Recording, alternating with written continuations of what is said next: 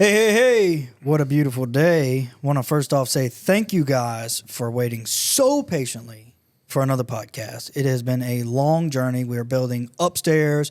As you can see behind me right now, all the walls are plain. That is going to change. For today, I wanted to do a little different thing. I want to thank everybody who has been a part in this process. Cubby, Burns, Trey, John has been a huge help. He moved upstairs with me and everything.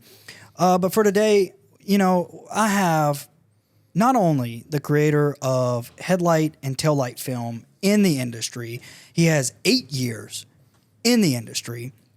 This man was part of an Academy Award-winning team on a 3D animated short film. He's been a programmer, a tattoo artist, an overall jack of trades. First guest on the new Dark But Legal podcast, John Schurman.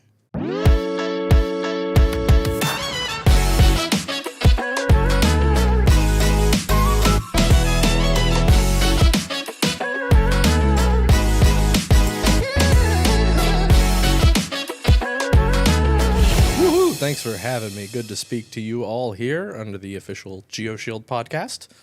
Now an employee and rocking and rolling with the Geoshield team. Yeah, it's been great. So you're right now, how did you join the Geoshield team? What did Burns all tell you whenever you met? Man, I was building a website to sell pre-cut paint protection film kits and targeted Burns to see if I could use your product for my website. And I think I made a pretty good website, and he said to give him the weekend to think about it. And instead of giving me a great deal, he made me an even better deal to come down here and be a part of the team, to not try to grow my own thing using your brand, but to help him take his brand global. To the moon. That's right. Yep, absolutely. So that's been our biggest motto, to the moon. That's right. It sounded like a great opportunity. It sounded like a lot of fun. And I've never piloted such a big ship, never been the captain of a rocket ship before. So let's see what we can do. I mean, has it been fun so far? So far, it's been great. So far, it's been awesome. There are a lot of things that I can immediately impact in the company, and we've seen that with sales and with some of the new things that we've done. And I think of those as pretty easy things to execute, but they're making a very big impact, and that feels really, really good. So that's a lot of fun. Yeah, it's been great. That's good. As far as, Geoshield and the brand and everything, I'm sure a lot of our customers have seen, you've been making some huge changes to the brand, its name, its image, and everything. Did you bring any of your own inspiration into that? Did you kind of play off of what was already there, essentially? Yeah, I think you did a really good job of building the brand up so far. With Burns' vision in mind and knowing where he wants the brand to go, we have to look a little more corporate and a little more clean, but we don't want to leave our best friend dealers in the dust. So it's been a lot of fun trying to massage that message and fit both those brand images. I think we're doing a really good job making the website more functional and just making it look better and putting the information where people need to see it is doing a lot for us. I think the auto tint section of the website is really where you're going to see my vision most flushed out. Those are the pages that are most polished, most finished right now. Okay. And then what are your next steps forward to that in the future? Right now, this morning, we actually added a ton of new sizes for our flat glass. Now the 72-inch rolls are available in 50 feet, 25 feet, 10 feet. The 60-inch rolls are available in 50 feet, 25 foot, 10 foot. 36 inches, now 100 foot and 50 foot. Wow. So we've added a lot more options for our dealers. And, of course, we'll still custom cut things down for people. Yeah, of course. You will see flat glass change next. It's a little bit more for me to learn in flat glass. Coming from the headlight and taillight tinting world and the vinyl world, I already knew automotive like the back of my hands. PPF, auto tint, those made sense to me. Yeah. Learning a flat glass customer and what they want to see, need to see, and what helps them sell their job is something that I am absorbing right now so that I can put that into the site. It's a different world, isn't it? It is. It is a totally different world. It's very neat. The people that are in that realm, I wouldn't say they're different from auto tinters because most of them are auto tinters already that just are getting into flat glass. But it's cool to see that transition happen because in the grand scheme of things, it is very different from automotive because you do have stuff like the film to glass chart and certain things that you have to watch out for when you're doing a home or a commercial building or something like that, rather than, you know, tinting cars. Like with tinting cars, it's almost like you just have to watch out for, you know, the electronics, accessories, if they have it on the windshield, stuff like that. You know, your monotonous things that are gonna happen if you're tinting a window. But flat glass, it just seems to be a whole different realm of possible dangers. It is, I guess. It's also just a completely different speed and flow of business. Going and quoting a job takes a lot longer than a car pulling in and deciding a shade. You've got different lines of film. You've got different considerations, as you mentioned, that you need to bring to the customer's awareness. And if you've been auto tinting for 15 years and trying to get into flat glass, it's not like a new vehicle that you've never seen before pulling in, because you can apply the same set of rules that you know for the rest of the cars you've tinted to that new vehicle. But moving from a vehicle to a building, you can apply your squeegee strokes. You can apply how you prep the glass, but everything else is very different. And even from our point of view, from Geoshield, the manufacturer, we can cater to our auto customers by throwing sales like the 4th of July, like Black Friday. We can throw those sales out there and they can instantly capitalize on that and buy inventory, hold that inventory and sell it and make profits off that inventory. But a flat glass guy, really, if he doesn't have jobs lined up for the 4th of July, it's not like he can go line up 3 jobs and then buy from our sale and capitalize on that. So it's very interesting for me to try to figure out how to also help them grow their business and to build a discount system or a sales system, or just take their sales process into consideration when we're running our sales and we're designing our systems. That's a huge thing, you know, being at the corporate level and being able to say that's how you want to tailor your wants and needs to the customer in that type of way. Like that right there just speaks volumes, you know? It's very interesting. I like to 100% understand our customer. I've got to understand our brand image, understand how our logistics and inventory work, and then build the very best system that's possible, taking all of those things into consideration and not just building flat glass based off the roll sizes we get in. So it's very neat to get to stop and think about those customers specifically and give them the attention and the dedication that's required to help them grow their business. Yeah. While at the same time providing that for the auto tinters. Yeah. We'd love to sell more PPF. So we've got a third audience. That's true. In mind. You have all of them. We do. It's very fun. And what you're seeing in the industry, I think you're going to hear this from vinyl guys, tint guys, PPF guys, is we're all becoming one and the same. So one company like Geoshield has to operate and tailor itself to each of those audiences. Yeah, you almost have to segment your customer base, so that way you can tailor their needs. Absolutely, 100%. And if they're doing killer automotive, we need to foster that, but they may also have an amazing opportunity in flat glass that they're not even exploring, and we can help them take that leap of faith. Yeah, if you're a company and you don't do that, like if you have 200 customers, you know, in your automotive realm, and they want to get into flat glass and stuff, death. You want to tailor to those people, because then you're just leaving them hanging, and you could be missing a giant uproar in your sales. But that all comes in with your marketing efforts, your brand, how your website looks and everything. Because first off, if your UI on your website is the most horrendous thing, nothing's ever going to work. And I think that's where you have been doing a very good job. Like the website is amazing, not only on the consumer side, but also for our dealers. Oh, thank you. Yeah, absolutely. And, we actually feel some of those website changes here internally as well. Yeah. Doing some of those size changes on the website, where now we have those 10-foot offerings and 25-foot offerings. We were doing those before, but by custom cutting them, you can't really track the inventory in the same way that you can if they're itemized on the website. So because we have more efficient operations in-house, we have more correct orders going out every day. We have happier customers. We're able to take in more customers and fill their orders in a timely manner. Yeah. So really, it's a win-win all the way around. And the ultimate winner is the customer at the end of the day. Yeah, 100%. That's essentially what we want. At the end of the day, we just want to make sure that the customer is happy. Because if they're happy, we're happy, because they're buying more film, they're getting more tools, they're stocking up. And it's not just, I'm waiting for the next sale, or I'm waiting to see Black Friday or whatever. You know, they're wanting to constantly buy from us because we've built that relationship with them, because we're a company that helps them push for themselves, you know. Segueing off of that, you know, we are also not launching new products all the time. We don't support new models of cars when they come in. We don't have a SKU list that just gets bigger and bigger and bigger.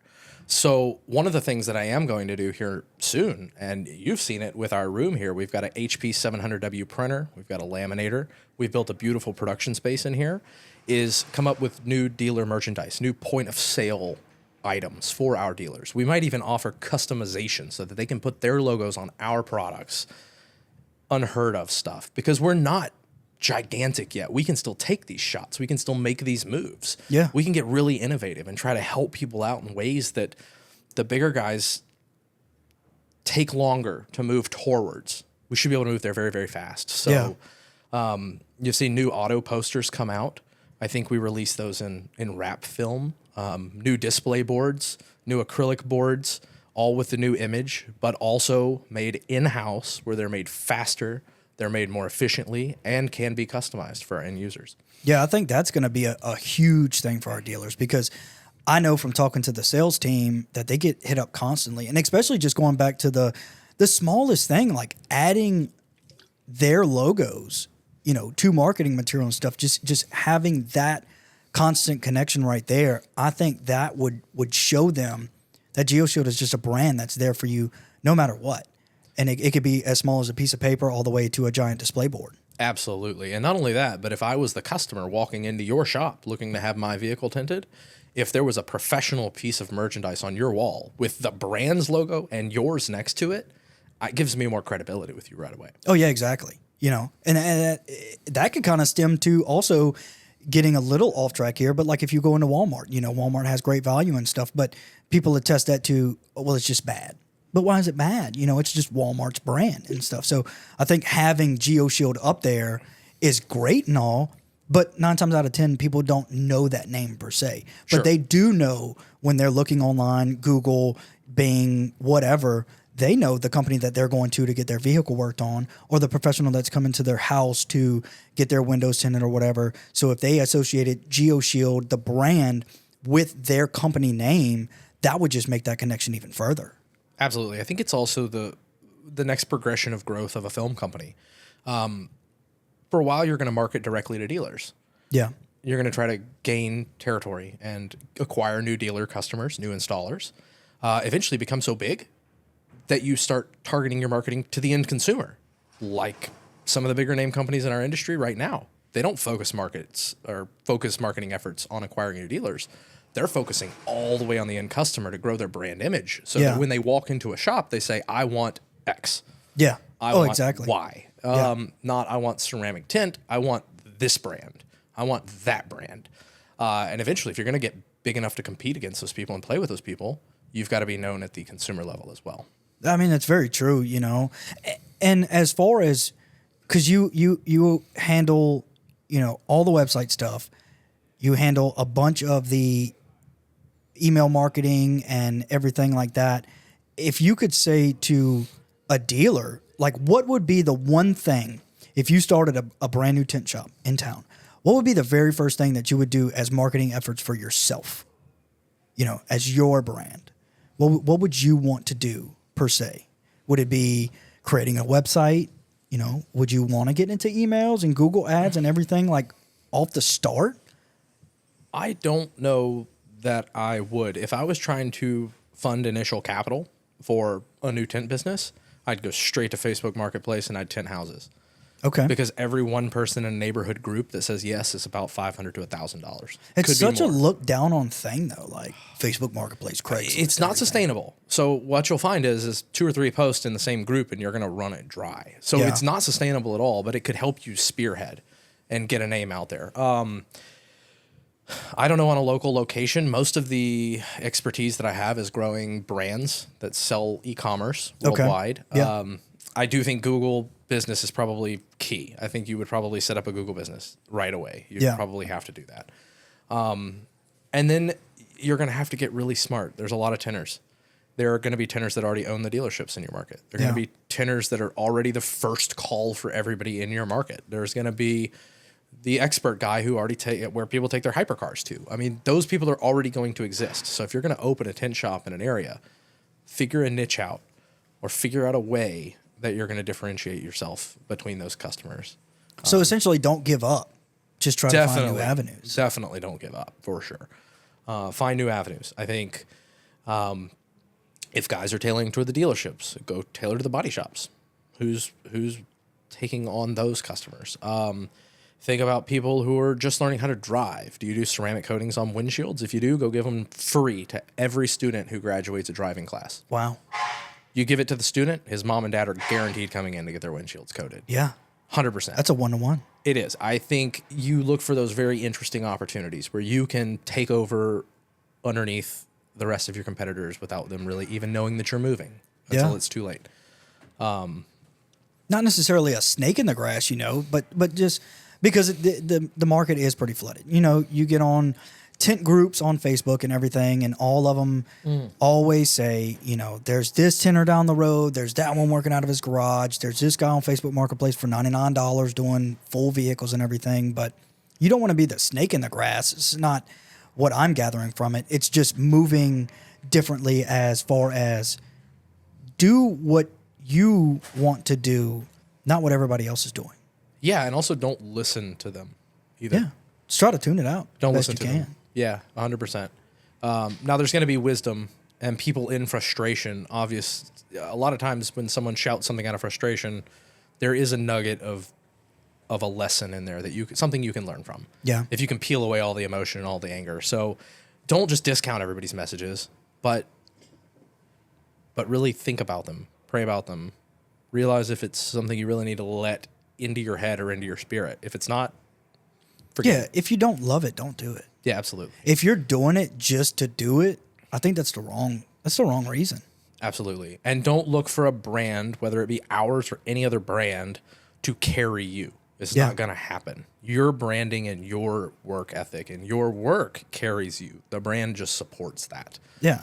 Because support can only go so far. Yeah. So don't be dissuaded if you want to open up a shop and the guy next to you is part of the biggest tint club on planet Earth and he's just, the best of the best. It's okay. There's room for everybody out there. Yeah. There's always room. I mean, it's just like here, there's always room with everything. And, I guess I want to look into the future and stuff. What do you see either gaining wise or putting out on the table wise with Geoshield, What do you mean by that exactly? I guess as far as, so far we've done the marketing stuff, we've changed brand ideas, we've changed schemes of everything. What is your next move? Ooh. Your next big, what do you want to do, That's so funny because right now I've quickly taken on roles at the company where I'm impacting warehouse operations. I'm impacting sales efforts. So next move that is consumer facing will be the flat glass stuff getting changed on the website. Okay. I hear that we may have some new PPF offerings coming down the pipe. Not sure. But if that is going to happen, then that's going to be coming soon as well. Yeah. We're probably going to take a pretty cool and a pretty big shot with PPF. So that's going to be a lot of fun. There's not a lot I can say other than that. I've also been dreaming about and coming up with an idea for sales that are specifically flat glass related to help people spur that part of their business. And I think it will be talking to Cubby, talking to Burns, talking to Trey. Nobody has thought of another company that has tried this before. So I love when I start hearing nobody's done that. I don't know if we can do that. Can we do that? Is that possible? Do you think it's going to work? Yeah, just got to get. I don't know. That's it. That's the best thing. Get the hamster running. Absolutely. Once everybody starts having that look of confusion and bewilderment and almost amazement on their face as the idea progresses, it just gets good. So that sale, that particular flat glass strategy is really high up there on the next to-do list. And I would say that would come anytime between now and Black Friday. Okay. A very broad spectrum, but hey. Very broad spectrum. Sometimes the wait is worth it. Absolutely, 100%. But I will tell you, we're not going to release it until it is fully flushed out and perfect. Yes, 100%. perfect. You have to. Absolutely. You can't just shotgun it, you know? So I think another one of the things that is coming down the pipe, you know about this, we're implementing a new sales pipeline, customer relations system. Yes. And what this will allow us to do is actually provide better follow-up with our customers and better dealer support in such a way that if a dealer buys all of one type of automotive film, we can tailor our marketing to them, where we can teach them other skills or teach them how to sell other products, cross-sell. That's going to be really neat to see the response from people. Yeah. Absolutely. I'm ready for the responses because, you know, Geoshield has been in business for 20 years and I've been here for 3 years, and not saying that we haven't done anything, but our marketing efforts weren't always the greatest. They're much better and more improved the more we learn as a company. I think we're just finally getting to a point where we know which way we want the brand to go.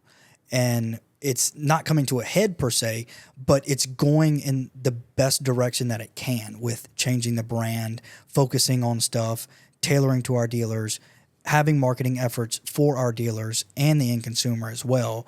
So I love the way everything's going. It's all great to me.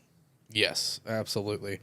I think it's really neat. It's been a joy to have Burns and Cubby above me, where I can throw these wild ideas out, and more often than not, they're not stopping me, which is great for a creative and for somebody who I'm going to give it my all. I can't not give it my all. Yeah, you don't want to be in a box, you know.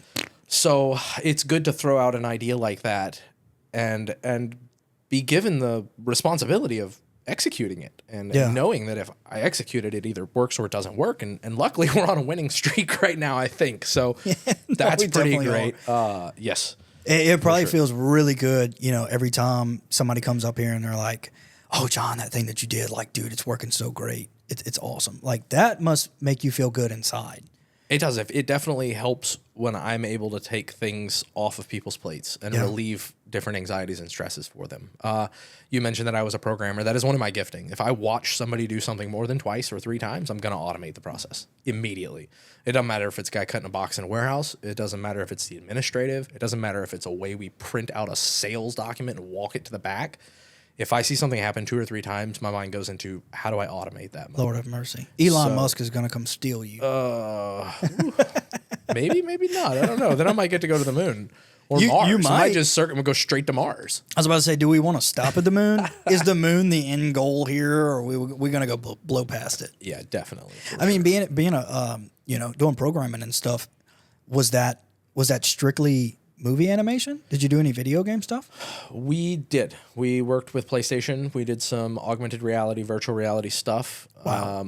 It was really cool to get to see what a PlayStation 4 dev box looked like. Looked like a 1990s massive server computer machine. Jesus. That gets brought in by 2 guys in a suit. I mean, it's serious stuff. Movie industry was a ton of fun. My particular role there was a technical director. So okay. I did a couple of things. I did the technical part of animation, like knocking a building down. Yeah. The animator doesn't just move every brick by brick. You program the computer to understand physics and fall the way you want it to fall. Wow. Based on wind and gravity and all your interactives and modifiers and the ground, all that. So you can do that on the computer? On the computer. And that's how we're building out the warehouse. You've seen, I'm building out our warehouse here in Geoshield in 3D using a game engine so that we can calculate our inventory. It's just the way I think. But my role there at the movie studio was really to help 30 different artists all work on the same character or asset at the same time without one person stomping on someone else's work. Holy shit. Because if you have one character and you're actively modeling their face different while someone else is drawing their skin tones different, while someone else is animating how they talk differently, the modeler can't remodel the mouth in such a way that the animator now can't do his job. So you are just in the position where you are watching all of this work happening and you're keeping it all running at the same speed. Yeah. Was that hard? Like, you were know your what, days hard? Yes, but I was fresh out of school. I mean, we had a whole bunch of kids fresh out of school. Yeah. Our first job at a movie studio. We had a cereal bar. We had a real world room with a couch, a movie theater, a THX studio. Y'all were living the life. Dave Matthews walked in once, like all sorts of stuff. Yeah, we had a recording studio across the hall. So it was hard. Everybody gave it their all, but we were all just kids that were working on a 3D movie in Shreveport, Louisiana. What better thing could you do? There was carefreeness all throughout the building. But looking back on it, I mean, I definitely think that impacted my first marriage. Yeah. It takes everything. If you will allow it to, it can and will take everything from you. So it was a lot of fun, but it taught me how to grow up. Yeah. Because once you ahead. kind of let something consume your life, and you start getting in that headspace, it's a big thing, especially when you're young. Yeah, totally. And it's different when you're working on a creative project like a movie. Yeah. Because it doesn't feel like work to you, but it's taking your time from everybody else. Yeah. So did you ever have like a huge ego with that? Like, I'm working on a movie, dude. No, not really. No, I don't think so. It would be hope not. It would be hard for me not to, Well, you've got 40 people. It's not like we all walked up across the stage and got the Academy Award. The director, the two owners did that. I mean, so yeah, when we got to work, I remember they had the Oscar announcement party at like 6 a.m. Los Angeles time. So we got to work at like 6 a.m. Shreveport time and started drinking and having cake, waiting for this. Let's have a watch party, guys. Yeah, so I mean, it was definitely wild. Did y'all have y'all's names at the? Because like I'd be that person. I'd be watching the credits like, there's my name right there. There it is, and it's like one little white 11-point font name at the very bottom. Oh yeah, it's all the names, but it's really fun when you're sitting in the room and you're modeling the 3D credits. Because then you're working on the credits. Then you have your own credits. Then you're like, I get to see it. So yes, The Fantastic Flying Books of Mr. Morris Lessmore. If you want to go watch it, it's 13 minutes. My name is at the end of the credits. Where can they find that at? YouTube. Everywhere. There it is right there. You can go watch that man's movie. That's it. Not mine, but another Shreveport creative, Bill Joyce. He also did Robots. Okay. Roly Poly Oly. Really? His stories. I used to love Roly Poly. Me too. So when I had the opportunity to go work for Bill Joyce right out of school, what else are you going to do? Yeah. In Shreveport, that's it. Roly Poly Oly, man. Yeah. Lord have mercy. But I will tell you, learning everything I did at a startup movie studio and then going to work in a live theater and production at a church for a very ambitious pastor has taught me how to be very flexible with my skill set. So I use the 3D assets I learned at the movie studio working on games to do our inventory at our warehouse.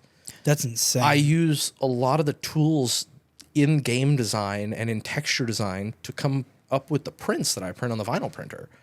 That's how we're coming up with the branding and the images. I'm not scared to take those shots because I know how to do them. When I look at Photoshop, I see every single tool. I know exactly how to use it. Illustrator, I know exactly how to use it. Unreal Engine, Blender, all of those things. They don't scare me. And I don't think there's a lot of guys in the window tint industry that know how to use Unreal Engine. I guarantee to help them in window tinting. Yeah. So I call it growth hacking. Just hack your way up there. It doesn't matter. Yeah. Use whatever tool you shit, have. you know? Yeah, absolutely. Because the more scared you are, the more that, it'll just never happen. Because there are different ways. There's more than one way to skin a cat. Mm-hmm. And that's just, you have to take those leaps. You have to, or nothing's going to happen. You're going to be sitting there going, oh, I'm working this 9-to-5 dead end job. I don't want to be here anymore. Don't ever be like that. I will tell you also, in the couple of industries that I've worked in, I love interfacing with tinters, vinyl wrappers. I love the conventions. I love hanging out with all the people. I love the consumer that I sell to. Yeah. I love the person that I am actively engaging with day to day. So I resonate with them. It makes it very easy for me. It's not like me in the home health industry. Yeah. Like I could probably use all the same skill sets there. Yeah. I'm not interested in that. I mean, you could take those skill sets and use them in any industry, in whatever. But going back to, interfacing with the customer and stuff, do you have plans with Geoshield to travel and go to, conventions, industry talks and stuff like that? Absolutely. 100%. You'll see me walking around SEMA. I'll be walking around SEMA networking, but also looking for product. Okay. I will be at conventions and at tent shows. Always thinking about the next best thing to do on the internet or way to serve the customer. Yes. So if anybody sees you, they could definitely walk up. Oh, 100%. Shake your hand. Come on. Say what's up. Yeah, come talk. Absolutely. Open book about anything. That's great. So far. Yeah, for sure. I mean, you have to, 8 years in the industry, all the stuff that you've done, and then in your short time being here, all the stuff that you've done for us, it's just been amazing. I can't wait for the journey ahead. Yeah, I really am excited about that as well. Yeah, this is a really big train, and I've been put in the conductor seat or whatever however you want to think about it. We're just chugging along. It's wild. It's wild. It's crazy. It's really crazy. It's going to be a lot of fun. I'm a Louisiana native also. You guys are all from Baton Rouge. Yep. I've lived here before for 5 years. Did not ever see myself coming back, but I'm more happy about gaining friends and a family down here than just working for a tent company. This is awesome. It's awesome all the way around. It's been pretty great. Well, John, I want to say thank you for being my first guest back on with the new podcast. But overall, it has been a great episode. Thank you for letting me pick your brain, learn more. I'm excited to see where this goes. Thanks again. Absolutely. No problem. I'll be here right over there. Yes, sir. Catch you guys on the next one.